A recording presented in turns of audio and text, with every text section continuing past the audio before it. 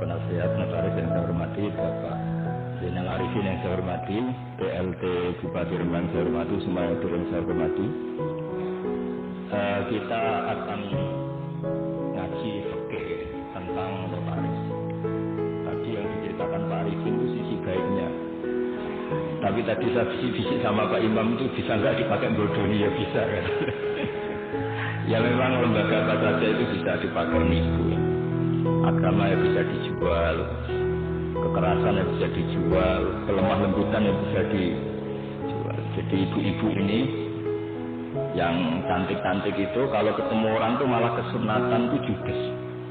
Jadi dalam fikih itu kalau orang cantik itu haram lemah lembut, harus apa? Judes, galak judes.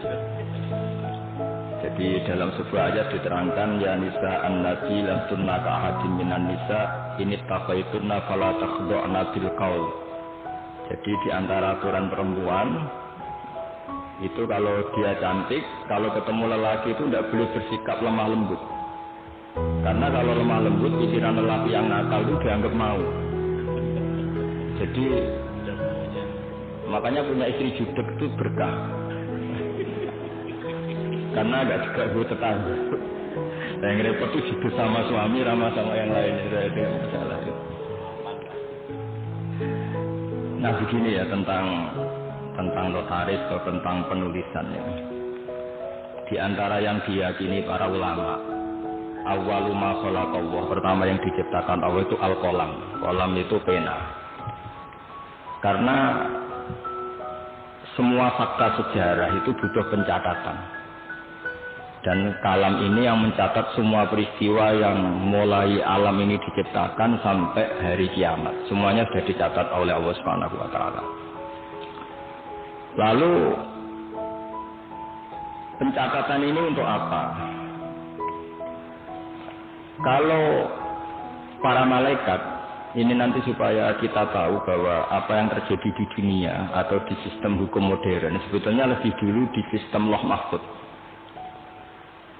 Malaikat itu yang nanti di langit itu hanya merujuk catatan, jadi tidak ketemu kita. Makanya nanti ukurannya itu catatan amal itu dikasihkan.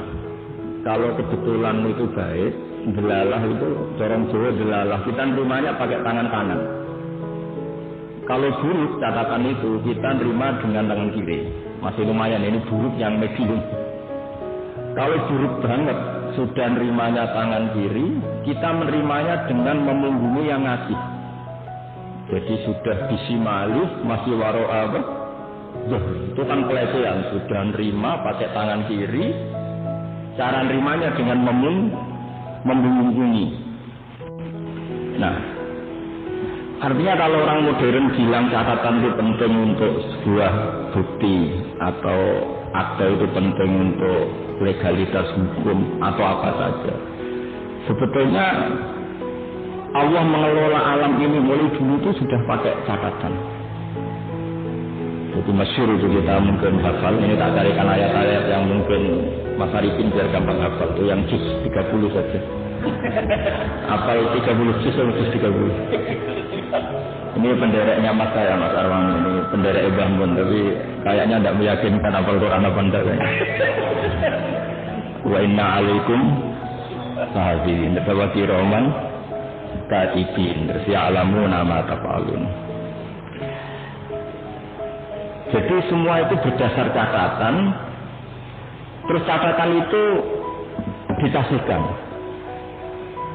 Ketika dikasihkan itu catatan itu berdasar apa? Nah, saking baiknya Allah itu kalau baik ditulis 10, kalau buruk ditulis apa? 1. Tapi banyak ulama yang menunjukkan begini.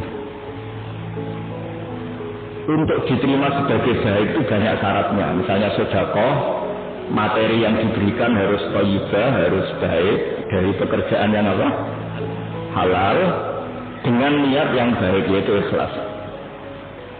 Jadi baik itu memang ditulis 10, tapi catatannya agak banyak, aturannya agak banyak. Nah, buruk itu ditulis 1, tapi nggak ada catatan. Sama nggak bisa, misalnya habis malam terus tidak bisa, tadi saya tidak ikhlas. Tidak bisa, habis korupsi Insya Allah korupsi saya nggak diterima Allah, dan saya nggak ikhlas, tidak bisa. Sementara sholat itu dipilih 10, itu untuk menjadi sah itu catatannya banyak. Ya, misalnya saya ini dipeluk kiai, terus kalau jadi imam terus sholat nggak khusyuk kan malu. Akhirnya ya khusyuk saya ini mu'allal, ada penyakitnya karena demi jaim nggak jaga imam. Kayak saya misalnya bupati kok nggak ngomong kesejahteraan rakyat itu kan ya malu, akhirnya ngomong. Apa betul hatinya gitu kan saya nggak tahu. Itu ribet. Untuk kebaikan itu ribet. Saya kiai ngomong agama, ini demi penjelasan agama, apa profesi, apa cari keuntungan, juga nggak pernah tahu. Sehingga agama ini tidak hanya ngeritik orang fasik, tapi yang ngeritik ulama. Sehingga Imam Ghazali itu ngarang Ihya, itu diantara juz-juz awal itu ngeritik ulama, itu aneh. Kenapa itu aneh? Karena Imam Ghazali itu ulama, kok karangannya justru ngeritik apa? Ulama. Karena agama ini datang untuk membenahi semua. Saya ulang lagi, agama ini datang untuk membenahi semua, termasuk membenahi sistem keulamaan. Di antaranya aturannya adalah ilmu itu harus tercatat. Jadi notaris itu nggak boleh bangga. Sebetulnya itu mengikuti tradisi tertua dalam sejarah alam raya ini. Awwalu ma khalaqallahu itu al-qalam.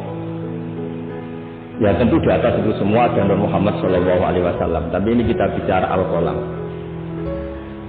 Nah, kenapa semuanya harus tercatat? Saya sedikit cerita. Banyak ulama yang berpendapat, pertama yang bikin kolam yang bisa memanfaatkan atau menggunakan alat tulis itu Nabi Idris. Itu beliau nulis. Sehingga beliau itu warfa'na bimakanan aliyah, termasuk Nabi yang punya derajat yang tinggi. Karena jasanya itu suka nulis. Nah, akhirnya ini saya cerita ilmu keahlian yang saya tekuni, keahlian disiplin yang saya tekuni. Ketika Rasulullah SAW masih sugeng, itu semua yang dilakukan itu dicatat. Andai kan nggak dicatat, maka kita tidak tahu mana yang dulu, mana yang belakang. Dan nanti punya efek hukum yang dulu bisa dinasah, dibatalkan oleh catatan yang lebih baru. Seperti undang-undang juga gitu, ada revisi, semuanya ada amandemen, semuanya ada itu. Itu semuanya dicatat. Tapi jangan katakan catatan itu mengikatnya, tidak juga. Karena yang bohong juga banyak. Sehingga dalam ilmu hadis ada hadis maudhu, dipalsukan. Jadi kalau notaris ceritanya baik semua ya Pak Arifin, ya tidak mungkin hadis saja bisa dipalsu, apalagi notaris ada. Itu di Jakarta saya sering ketemu orang-orang kaya kalau cerita. Satu tanah sertifikatnya bisa 3, asli semua.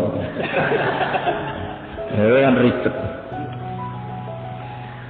Nah, kalau di dunia perdukunan itu semuanya bilang punya Nogosotro, asli semua. Yang ahli Istanbul ya semuanya punya Istanbul, semuanya ngeklaim asli semua. Jadi catatan itu penting. Tapi kemudian validitas tadi menurut agama itu siapa? Era dulu yang dipercaya itu orang adil. Orang adil itu orang yang nggak pernah dosa besar atau tidak sering melakukan dosa kecil. Lalu dunia ini bergeser lebih mendengar ke saksi ahli. Ini yang mulai agak ruwet menurut agama, tapi tidak ruwet menurut ilmu modern. Yaitu saksi itu harus orang yang ahli, yang membidangi itu. Padahal ahli itu biasanya ya ahli dalam bidangnya juga ahli ngakali. Makanya dulu guyonannya Gus Dur itu terkenal itu. Ada ustadz itu agak salah itu. Ya memang salah itu. Ada wartawan dia nggak ngerti ustadz. Singkat cerita ustadz itu orang suci, kenapa maksiat? Jawabannya Gus Dur lucu. Yang boleh maksiat itu ustadz, kamu tidak boleh. Kenapa Gus? Karena dia tahu caranya tobat, kamu tidak tahu. Jadi sebelum maksiat sudah tahu. Kalau melihat perempuan lain tobatnya wudu kan itu. Kalau ngerasani Pak Imam nanti tobatnya minta maaf. Kan sebelum dosa sudah tahu caranya tobat. Nah, Orang-orang ahli hukum, ahli pidana itu tahu cara ngakali pidana. Jadi, nah ini PR bagi kita semua. Lalu Allah itu tahu semua apa yang akan dilakukan hambanya, termasuk akal-akalan. Baik akal-akalan mereka yang suatu kebenaran maupun akal-akalan dalam apa saja. Di sini akhirnya Quran dia bicara wa makaru wa makarallah wa huwa khairul makirin. Karena manusia itu mulai dulu cerdas. Ketika orang Yahudi dilarang berburu hari Sabtu dan hari Sabtu itu ikan banyak, mereka tidak berburu hari Sabtu, bikin jebakan, ya. Jadi bikin jebakan tok tapi nggak diambil. Setelah ikan itu tertahan, diambilnya hari Minggu, ya. Jadi ya jebak. Ya, jadi orang Sabtunya tapi Minggu. Jadi Nabi Idris itu cerita yang terkenal, yang pertama manfaatkan alat tulis itu. Sampai tidak usah tanya ini riwayat ini hoax apa enggak, hadisnya maudhu apa enggak. Nanti setelah alim saja ditanya itu. Sebelum alim jangan tanya dulu. Baca kitab tidak bisa kalau al-hadis maudhu enggak, ini ribet orang-orang. Nanti setelah alim bisa baca kitab baru debat saya supaya nanti kalau masih debat tak tanya sudah alim kok enggak belajar sendiri. Nabi Idris itu ingin masuk surga.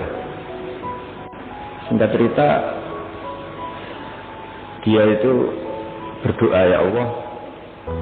Di antara anak ini cerita ini jarang saya ceritakan. Pertama ini saya cerita. Di semua ngaji baru ini saya cerita. Ini agak spesial notaris ini. Karena Nabi Idris ini nabi pertama yang apa? Memanfaatkan tadi alat tulis.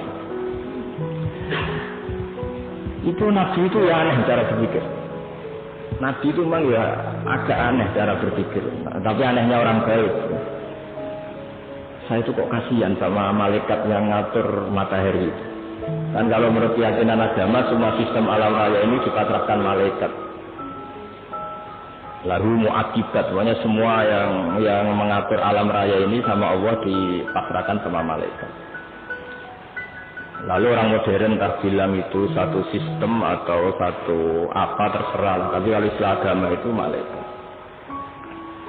Makanya di antara jawabannya Pak Quraisy Shihab ketika ditanya, kalau makanan ada malaikatnya, hewan ada malaikatnya, padahal menurut ilmu modern itu tidak ada.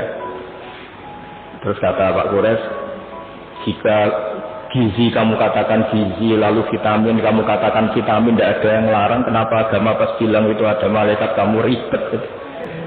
Jadi sebenarnya manusia itu yang lucu. Ketika sama tak kasih tahu, pisang itu ada vitamin apa? Kamu kan jawab vitamin A.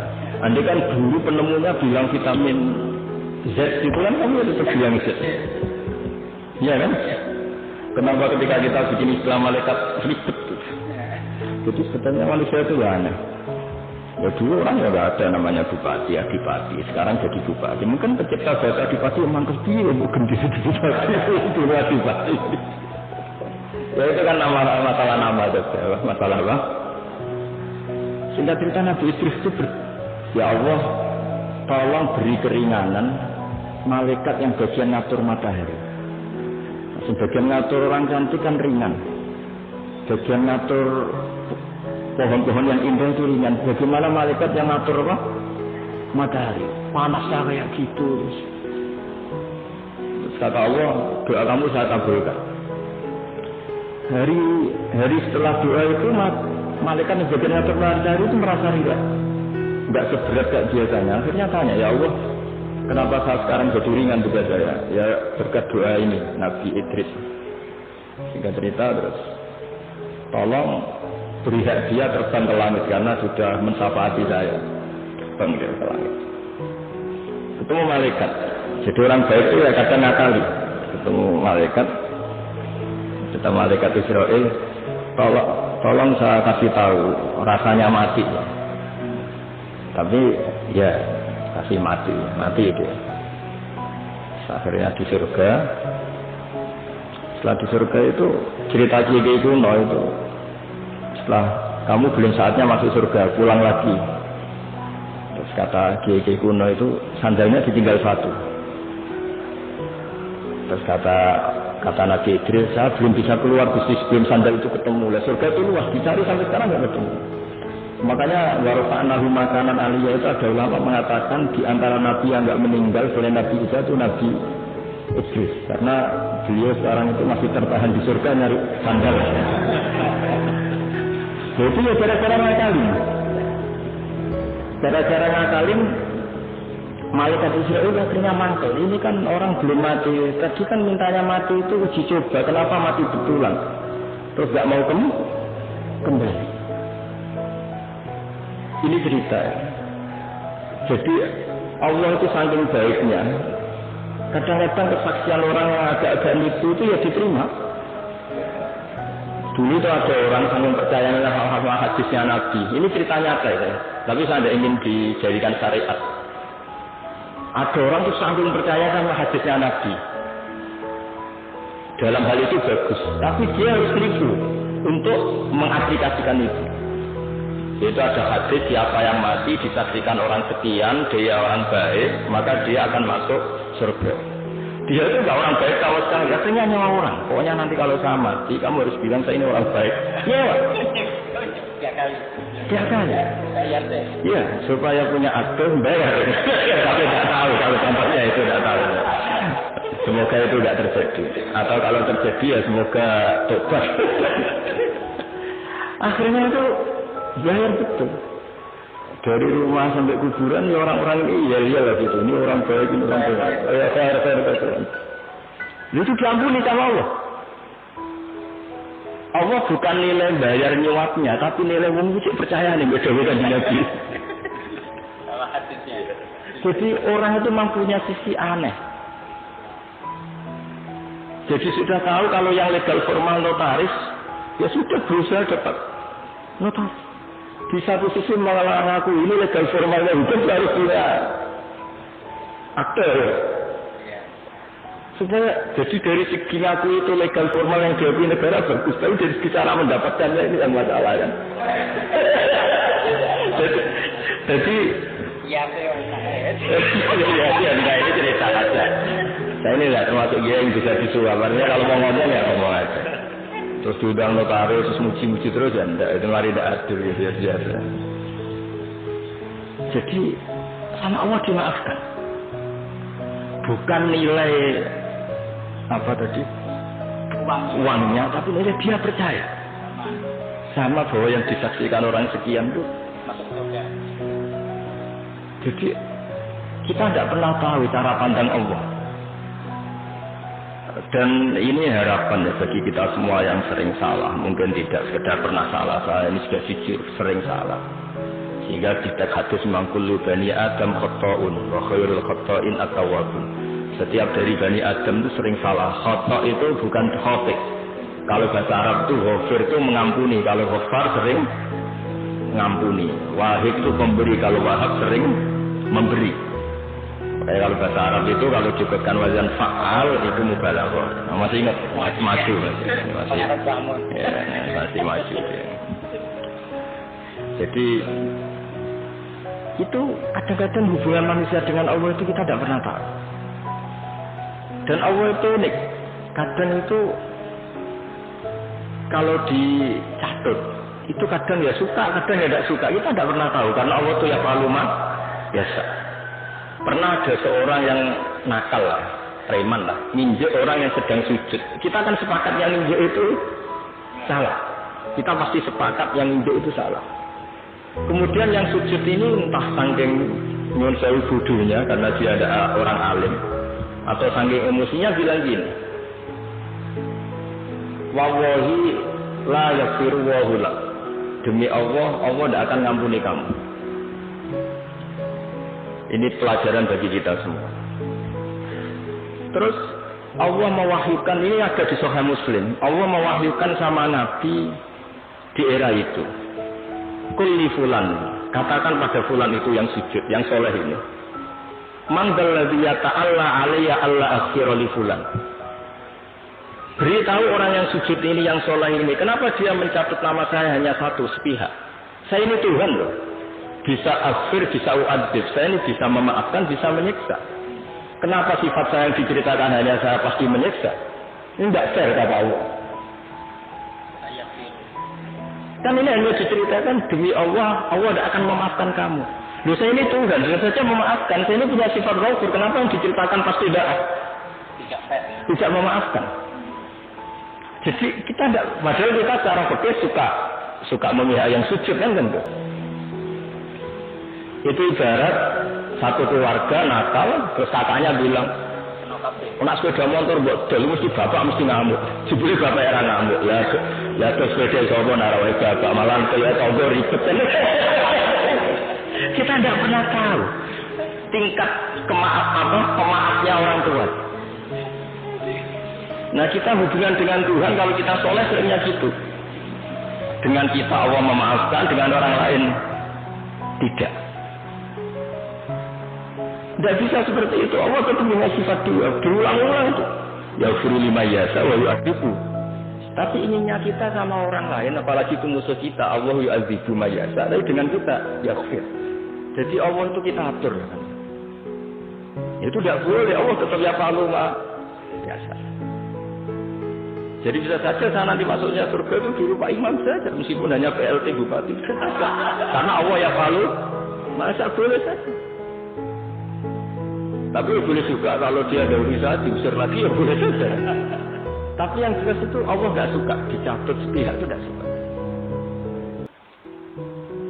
Nah sehingga maksud saya ngaji di sini.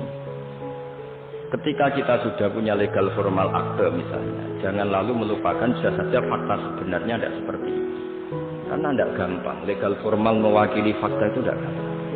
Saya cerita sedikit ini sekaligus peringatan bagi semua yang menangani hukum lah atau legal formal. Saya juga pernah didolani Dirjen Kemenhum. Saya sering cerita dulu ada orang bercekcok di depan Nabi, 2 orang. Itu Nabi cara ngendikan tuh hati-hati sekali.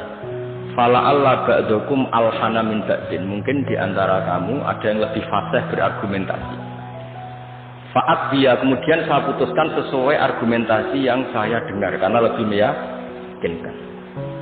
Akhirnya saya menangkan. Tapi ketika saya menangkan dan dia ternyata salah, sebetulnya saya hanya ngasih dia neraka.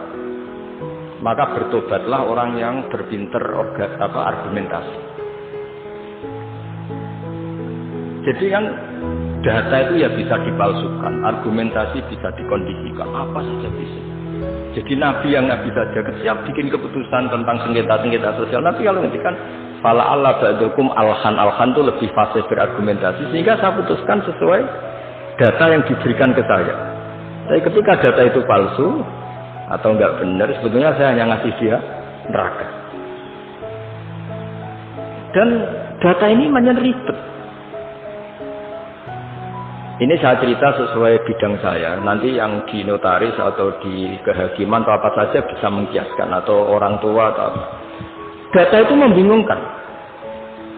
Makanya dulu di antara cerita yang disebut Quran antara Nabi Dawud sama Nabi Sulaiman. Nabi Dawud itu orang soleh. Mulai dhisik nek wong soleh kon mikir teman-teman ora rapati iso. Perkarane iku wis pikirane donya wis pilih buan ngono. Nek wong soleh nek dadi pemimpin rada ribet. Nanti kira-kira bupati mbek kula ya soleh kula, nak mimpin urip ribet wong soleh iku ngene mergo cara wong soleh iku donya iku sepele, buan PPN barang nopo donya wae. Tapi nak wong rapati soleh kan iman, jadi penting ra soleh itu kadang ya penting. Singkat cerita itu ono isu ya. Ono isu itu wong ayu tapi stres, diperkosa wong papat. Walhasil akhirnya samit. Hamil dilaporkan ke Nabi Dawud. Nabi Dawud bareng dilapuri sing 4 ini termasuk tokoh. Rasa diterusno tokoh agama nanti keliru, nanti geger. Wae tokoh lah. Ya kita aja muni tokoh birokrasi kok banyak tersinggung. Wae tokoh. Malah itu orang terpandang. Nah, cerita Nabi Dawud dilapuri paling dihamili anjing. Yang 4 orang itu bilang gitu. Nabi Dawud namanya orang soleh ya. Daripada mengkasuskan orang yang enggak kasus, diam aja. Setelah keputusan itu kelar, Nabi Sulaiman masih umur 13 tahun. Kalau saya hakimnya, maka akan saya putuskan tidak seperti yang diputuskan bapak saya. Padahal Sulaiman itu bin Dawud. Terus kata Nabi Dawud, ya sudah kamu gelar pengadilan lagi, kamu hakimnya. Jadi dulu itu biasa anak sama bapak beda itu biasa. Kalau urusan ilmu biasa. Kalau sekarang ada anak beda gegernya itu biasa. Gitu.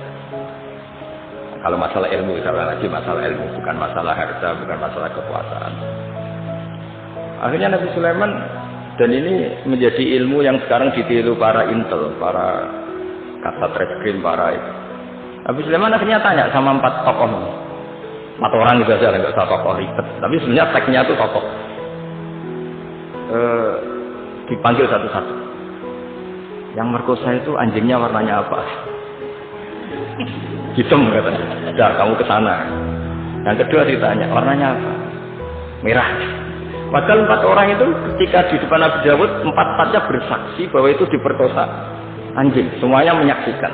Nabi Dawud memutuskan ya sudah anjing gitu itu Pak. Nabi Dawud tidak mau ribet. Berarti sudah merah, hitam, putih. Tidak tahu yang keempat jawab apa nggak ada anjing. Pokoknya 4 ini warnanya beda-beda. Setelah satu-satu terus dikonfrontasi bareng. Kamu tadi bilang apa? Hitam. Kamu tadi bilang apa? Merah. Kamu tadi bilang apa? Putih. Katanya menyaksikan bareng. Kenapa anjingnya jadi beda-beda? Berarti kamu bersekongkol bohong ya? Akhirnya ngaku kalau keempat ini yang tadi yang merkosa. Jadi apa ya? Menghakimi itu tidak gampang. Sehingga di Quran itu kalau Allah muji Nabi Daud itu hanya dipuji kebaikannya. Di antaranya inna sakharna ma'ahul jibala yusabbihna seterusnya. Tapi ketika masalah hukum kata Allah fafahamnaha Sulaiman wa kullan atayna hukmau wa ilma. Jadi kalau masalah kecerdasan memberi hukum itu kata Allah fafahamnaha Sulaiman, cerdas anaknya. Begitu juga ketika ada mbak sama adik punya anak, sama-sama punya anak. Anak itu kalau kecil kan wajahnya mirip-mirip. Apalagi saudara ya, anaknya mbak sama adik. Singkat cerita, di tengah hutan itu dimakan oleh serigala. Ya kalau sama-sama cantik, anaknya kan mirip-mirip karena bersaudara. Nah, sing situ Afrika, situ Indonesia kan ini secara cerita. Ini kan sama-sama satu klan yang sama, satu marga.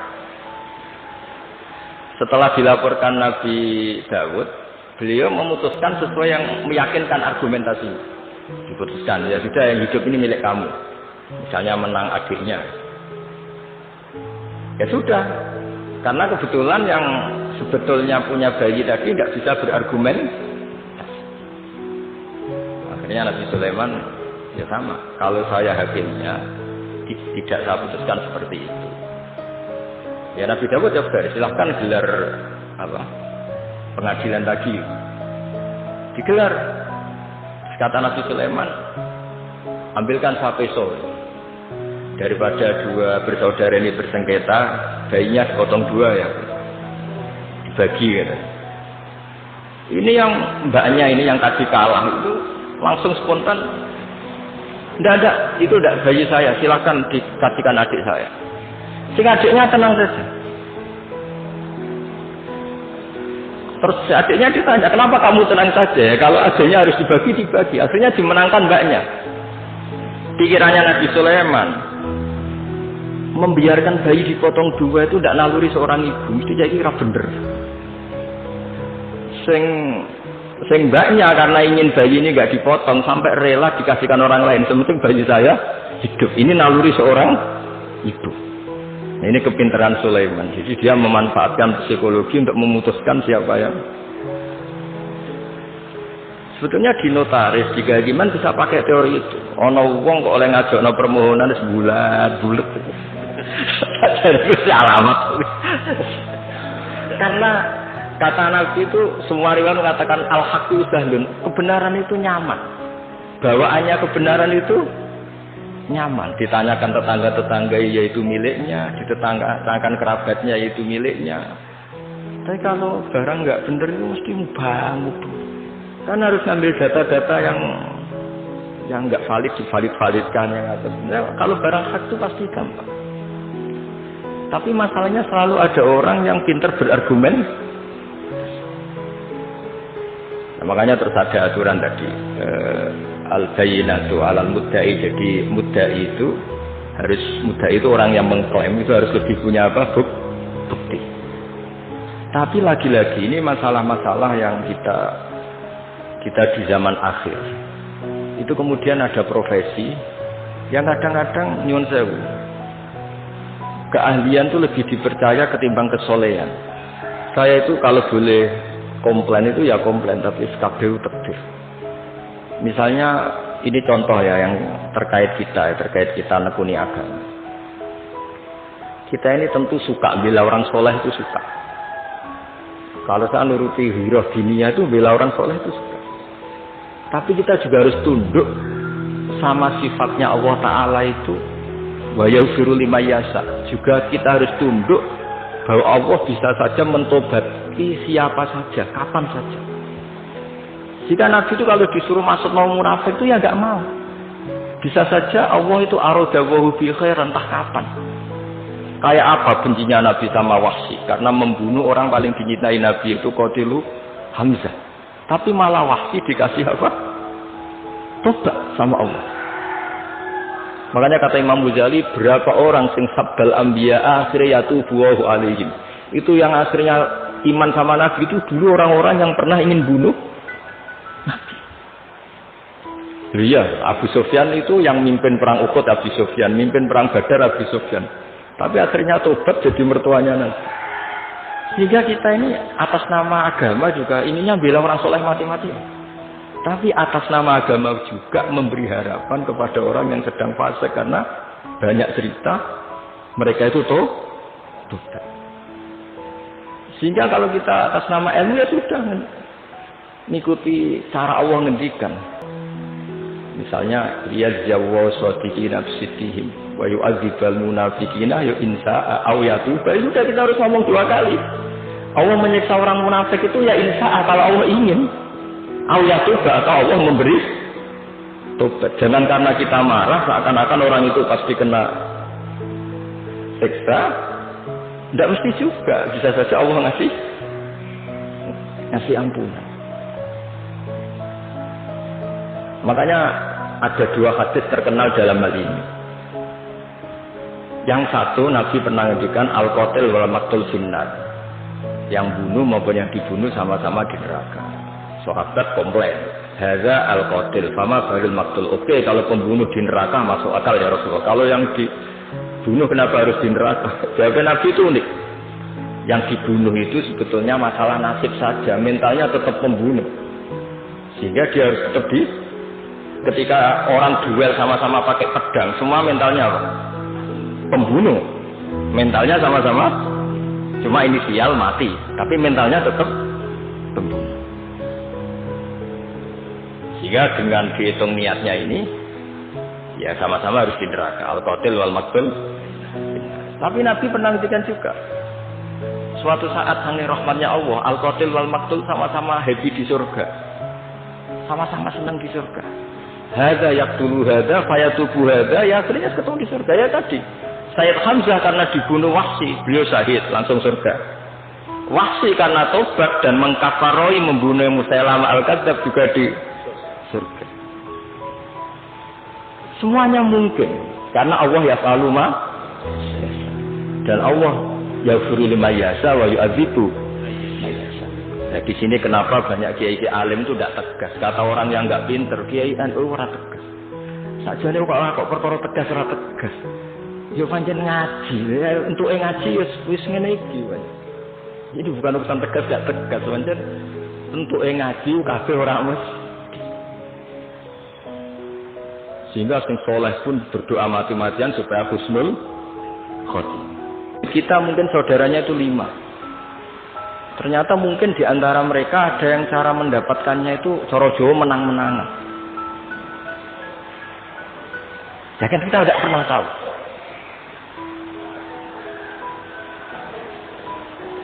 Ya kita tidak pernah tahu. Makanya di sini dibutuhkan selalu apa? Istighfar. Ya saya ulang lagi ya. Jadi kita ini tidak pernah tahu. Jangan-jangan yang kita miliki itu ada kecampuran-kecampuran hak orang lain. Karena kita tidak pernah tahu. Meskipun sekarang legal formalnya kita punya sertifikat, punya Seperti ini contoh, mungkin ini banyak yang tersinggung, tapi ini hukum tetap saya beritahu. Dulu Nabi itu melarang kalau orang terpelajar bertransaksi sama orang lugu. Dalam ilmu ekonomi itu layabi hadirun dibadin. Orang terpelajar itu nggak boleh transaksi sama orang lugu. Karena bawaannya itu mesti ngakali. Bawaannya itu mesti ngakali. Terus naha Rasulullah antalakir rubban. Nabi itu melarang secara ekonomi penjual dari kampung-kampung itu dicegat sebelum masuk pasar. Jadi Nabi inginnya orang yang bawa sapi itu sampai ke pasar sapi supaya ngerti harga pasar. Tapi kadang-kadang tengkulak itu suka dicegat di perjalanan, apalagi dulu belum ada internet, belum ada HP. Terus orang dicegat ngertinya yaitu sudah harga terbaik. Padahal itu harga paling murah. Itu sehingga naha Rasulullah antalakir rubban. Terus di kitab Fathul Mu'in, ini dengerin semua maklar-maklar ini supaya tobat. Di Fathul Mu'in itu wala yasihu bi'ul fuduli. Jual belinya maklar itu enggak sah. Di kitab Mu'in lah. Tapi Indonesia kan enggak anut Mu'in, anut untung rugi kadang-kadang gitu. Jadi misalnya gini Pak Arifin. Saya ini orang desa bawa sapi ya, kalau sudah mbah-mbah tua itu. Dan mbah-mbah tua bawa sapi. Biasanya bawaannya maklar itu, "Mbah, ini jenengan sapinya itu pengen pagen pinten." Ya 10 juta. Kulo Mbah 10 juta. Biasanya mbah tua itu dilungguhno ning warung kon ngopi. Dibiayai paling 5.000 kan kopi. 5.000. Terus si Pak Arifin tadi jual sapi itu di pasar. Kalau laku 11 juta ya dijual, Mbah mau dikasih 10 juta, tapi kalau lakunya hanya 9, gak ngangkat Mbah dibalekno meneh. Mau rugi 5.000. Nah, pertanyaannya gini. Ketika nyata-nyata laku 11 juta. Uang 11 juta itu imbalannya sapi apa imbalan omongannya Pak Arif? Harga sapi apa harga apa? Enggak, sapi itu masih milik siapa coba? Mbah itu. Berarti uang 11 juta itu milik siapa? Mbah itu. Tapi kamu ikhlas enggak nyetorkan 11 juta?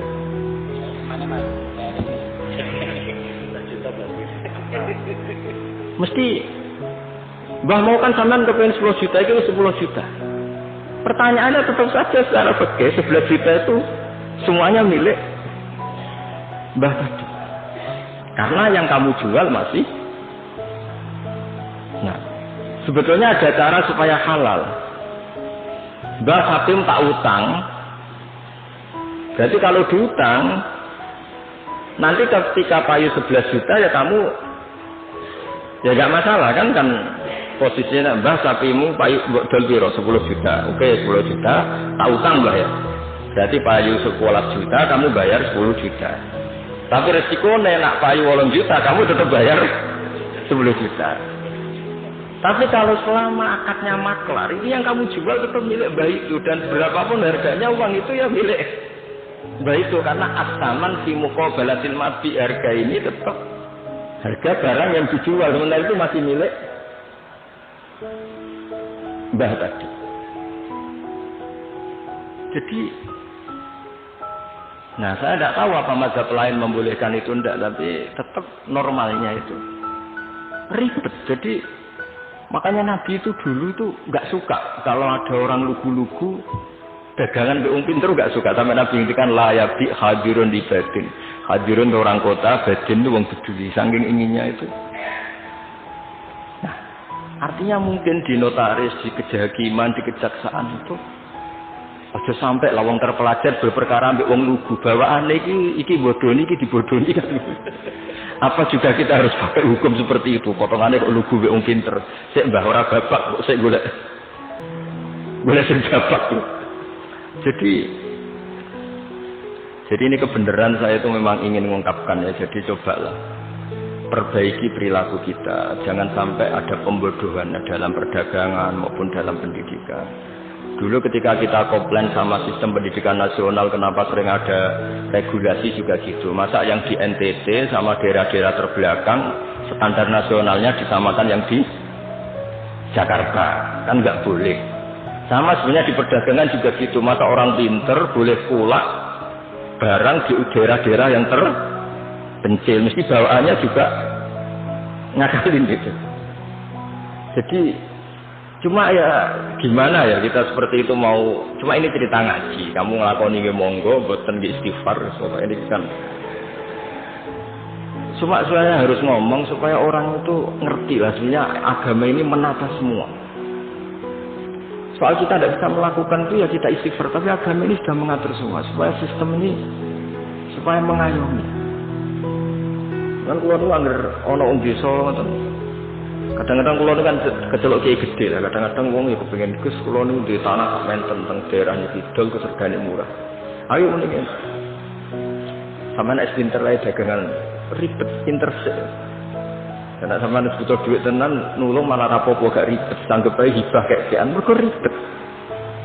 Saiki ora ngomong di dhuwit iku seneng wong desa tetep goblok. Dan tetep kena di akal. Makanya kadang-kadang nyuwun sewu dinas pariwisata barang enggak harus istighfar. Mesti istighfar begini, kadang-kadang nyuwun sewu juga yang wisata. Yang wisata nak ditakoki, "Kenapa kamu suka main di daerah ini?" Saya seneng, masyarakatnya masih tradisional. Oh, saya adol sapi isu-isu. Mereka ini bangsa kita yang juga ingin maju, tapi sing tukang wisata seneng nak mereka tetap desa jadi gue tontonan, kan gue objek. Kita ini katanya mau mengentaskan dari yang nggak terpelajar menjadi terpelajar. Nah, kadang-kadang manusia pedalaman yang jauh tinggal tontonan, manusia pohon tinggal. Udahlah, kiai ya istighfar, saya sebagai ulama juga istighfar, semuanya istighfar.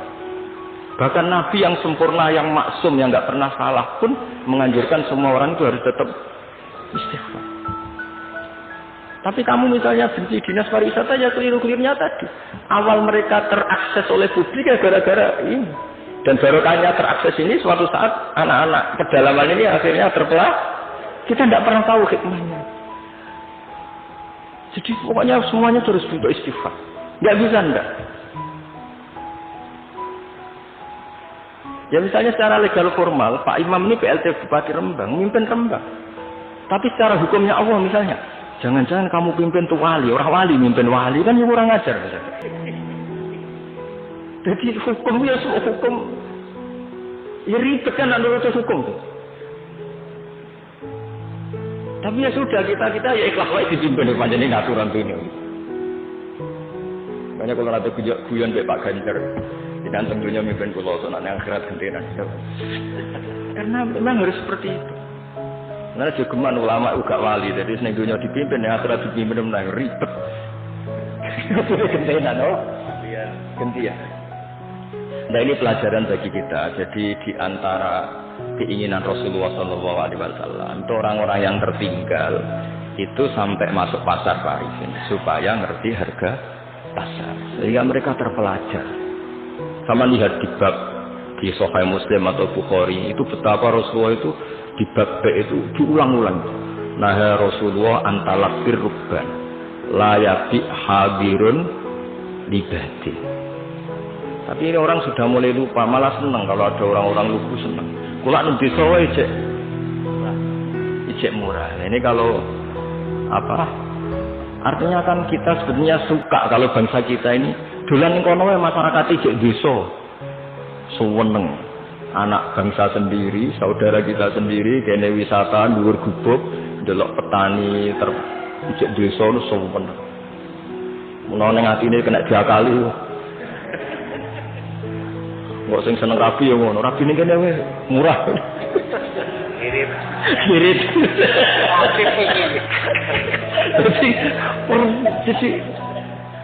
Jadi Rasulullah itu kayak apa hebatnya itu. Jadi di antara yang dilarang Nabi gimana? Orang-orang desa bersentuhan sama orang. Tapi yang dilarang orang kotanya karena ini yang dianggap subjek. Nah ini enggak niat nyinggung siapa-siapa, tapi cobalah. Ini ngaji supaya ngerti lah bahwa betapa agama ini mengatur apa semua. Ya, saya kira demikian. Assalamualaikum warahmatullahi wabarakatuh.